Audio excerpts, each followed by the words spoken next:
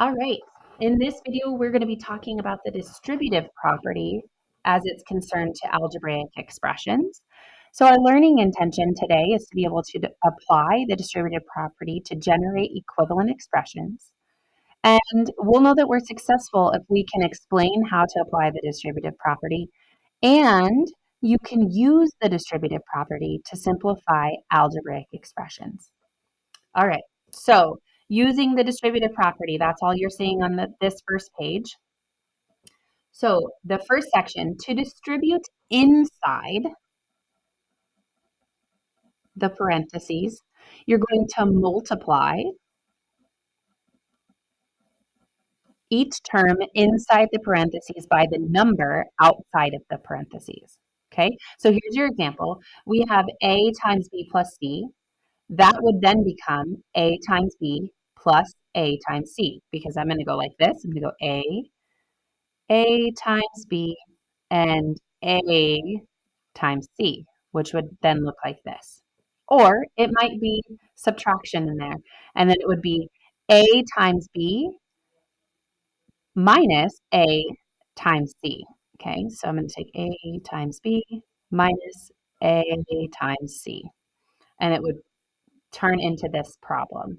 Okay, so it doesn't matter what numbers or variables are in the places of A, B, and C, this is how it would work its way out. So here's an example of that. So this would be our A, our B, our C. Okay, so I'm going to take A times B, which becomes 4 times 2x, plus A times C, which is 4 times 7, and then I'm just going to simplify it. And then it would 4 times 2x becomes 8x, 4 times 7 becomes 28, so 8x plus 28. And that is how I distribute inside of the parentheses. Okay, so when applying the distributive property, this creates an equivalent expression.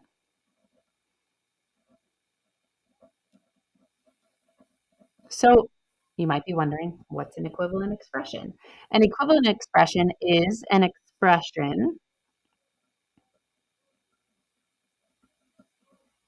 with the same value. Actually, expressions with the same value. So my example is x plus 3 is the same value as 3 plus x. Okay, so if I had 4 times 7, that's going to be 28, and 7 times 4 is also going to be 28.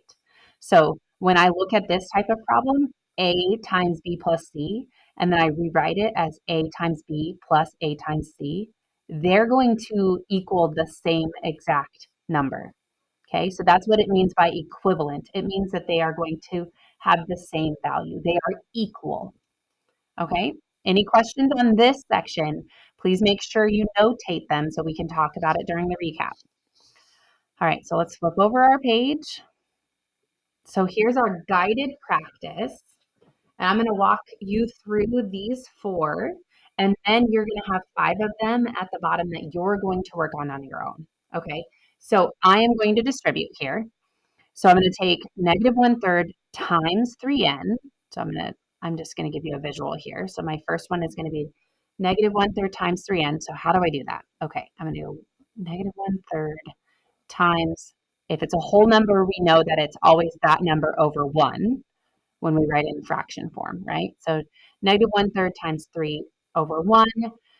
I know that these 3 and 3 go into each other equally. So I'm just going to simplify these down to 1. 1 times 1 is 1. 1 times 1 is 1. And then I'm going to bring over the negative because same sign's positive, different sign negative. So this is just going to be a negative 1. So negative 1n is what I have so far. And then I'm going to take negative 1/3 times negative 6. Remember, when we're combining like terms, we're always going to take the sign in front of the number. Okay, so in this case, when I am multiplying negative 1/3, I'm going to multiply it by negative 6. So let's see, how do I do this? Negative 1/3 times 6 over 1. Well, I know by looking at this that 3 goes into 6 2 times. So I'm going to mark out this 6 and I'm going to put a 2. And how many times does 3 go into 3? I know it goes in once. So now I can say 1 times 2 equals 2, and 1 times 1 equals 1. So I know this is going to be a whole number of 2. Now, what is my operation that's going to go in between this? So I times a negative by a negative. So we say same signs positive, different signs negative. So this is going to be positive. Our answer will be negative 1n, or you might see it written as negative n plus 2. Okay, there's your answer. It's pretty simple. Don't get caught up on the fractions. Remember, you are just going to rewrite it as a problem like this. It will be okay. You will get through it. All right, let's look at this one. So I'm going to distribute the 5 to the negative x. So 5 times, I know if there's no number here, the coefficient is 1. So 5 times 1 is 5. There's a negative. This is going to make it negative 5x. 5 times 3y. So 5 times 3 is 15. Y, and it's a positive. My answer is negative 5x plus 15y. Okay, let's move down here. Ooh, this one has 3 parts in the term. So we're getting into a little bit more work here. So first, I'm going to distribute the 3 to the negative 1.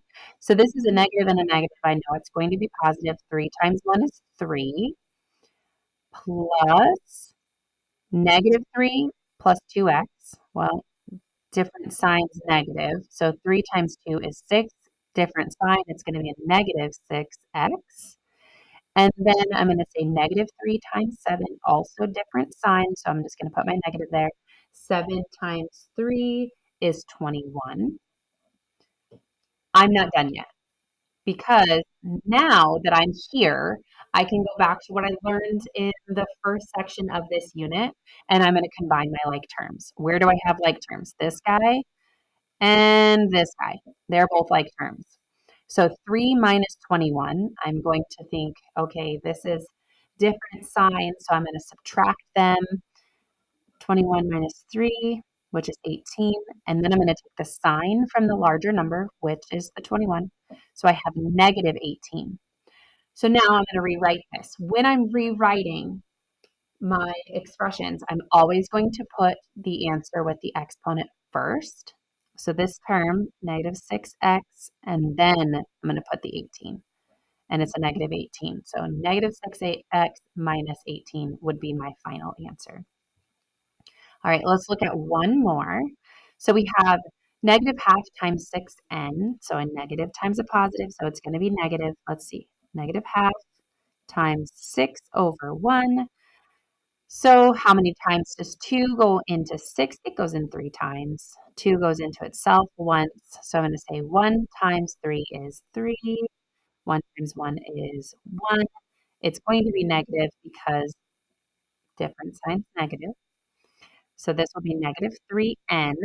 So I'm going to start there, negative 3n. And then I have this negative half, and I'm going to times it by 4. So let's see what happens there. And if you can do this in your head, because these are a little bit more simple, then that's fine with me. So half times 4 over 1. 2 can go into 4 2 times. It goes into itself once. So this is going to be 1 times 2 is 2. 1 times 1 is 1. So 2 over 1. It's going to be a negative again because different signs negative. So this is just going to be a 2. And then I'm going to add 2n. Again, I am not done, because just like this problem, I now have like terms and I need to combine them. So this is a like term, negative 3n, and positive 2n.